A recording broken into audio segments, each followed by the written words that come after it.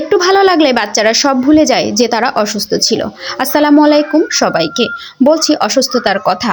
আর এদিকে আমার মেয়ের এমন ভাব যে ওষুধ খেতেও মনে হয় কতই বা মজা লাগে। দেখছেন অবস্থাটা? বেশ কিছুদিন থেকে আমার ছেলে অসুস্থ। খাবার একদম খেতে চায় না, খালি বমি বমি করে, তারপরও সে ভাজা পোড়া খাবে। ছেলের সাথে পারা যায় না, এই জন্য ছেলেকে নিয়ে আসলাম ডাক্তারের কাছে। ডাক্তার আমার অনেক আগের পূর্বে পরিচিত, যখন আমি মেডিকেলে জব করতাম। আমি নিজেও একটা সময় চাকরি করেছি নার্সিংয়ের। তো এখন যাই হোক বাচ্চাদের জন্য বসে আছি। তো এই জন্য আমি আমার পরিচিত ডাক্তারের কাছেই আসলাম। এক সময় স্যারের সাথে আমি একসাথে একই মেডিকেলেই আমরা চাকরি করেছি। তো এটা হচ্ছে বাচ্চা ওজন করার একটা মেশিন, মানে স্কেলেটর। তো এখানে বাচ্চাদের কিছু খেলাধুলার আইটেম ছিল, যেগুলাতে ওরা খেলা শুরু করে দিল। তো আমি এদিক ওদিকে আরও বাচ্চারা অসুস্থ মায়েরা আসছে, আমি সেগুলো দেখছি। আমারও একটু মন খারাপ লাগছে। আসলে বাচ্চারা অসুস্থ হলে প্রত্যেকটা মায়ের মুখেই অনেক কষ্টের ছাপ পড়ে যায়। এই যে বাচ্চার মায়েরা ডাক্তারের চেম্বারে ঢুকছে, তো এখানে আমি বসে গেলাম। বসে থেকে সবাইকে দেখছি আর অপেক্ষা করছি কতক্ষণে বাচ্চাকে নিয়ে যাব ডাক্তারের কাছে। তো এই অপেক্ষা করতে করতে আমাদের সময় চলে আসলো, ডাক্তারের কাছে চলে আসলাম।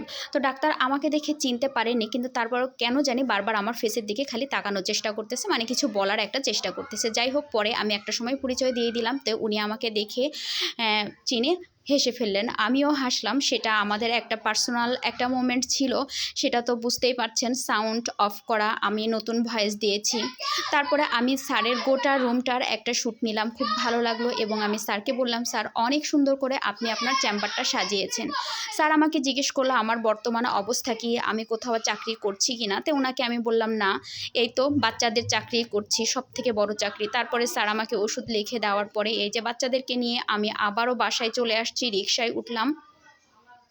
রিকশাতে করে এসে আমি মেডিকেল স্টোরে দাঁড়াবো, এখান থেকে বাচ্চাদের জন্য ওষুধ নিতে হবে। আমি একবারে ওষুধটা নিয়েই বাসায় ঢুকবো।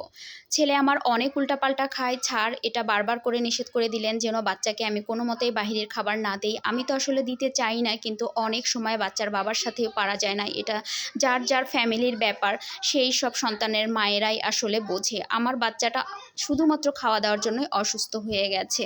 তো এখন আপনারা সবাই দোয়া করবেন যেন আমার সন্তান ভালো থাকে, ছেলেকে যেন বাহিরের খাবার থেকে দূরে রাখতে পারি। আপনারাও আপনাদের বাচ্চাদেরকে আসলে সাবধানে রাখবেন। বাচ্চারা বাহিরে খাবার দেওয়া উচিত না। এই তো কিছু ওষুধ দিছে, এগুলাই খাওয়াইতে হবে। তারপরে রাত্রে রান্না করব, রান্না বসাইছি। মন খারাপতে আমি গোশের মধ্যে আদা দিতে ভুলে গেছি, তো রেখে দিব। তো কি আর করাই, এই তো এটা দিয়ে আজকে রাত্রে আমরা চালিয়ে নেব। একটু গরুর গোশত ছিল, সেটাই রান্না করলাম। তো বন্ধুরা, আপনারা সবাই ভালো থাকবেন। আর আমার সম্পূর্ণ ভিডিওটা ওয়াচ করার জন্য আপনাদেরকে অনেক অনেক ধন্যবাদ।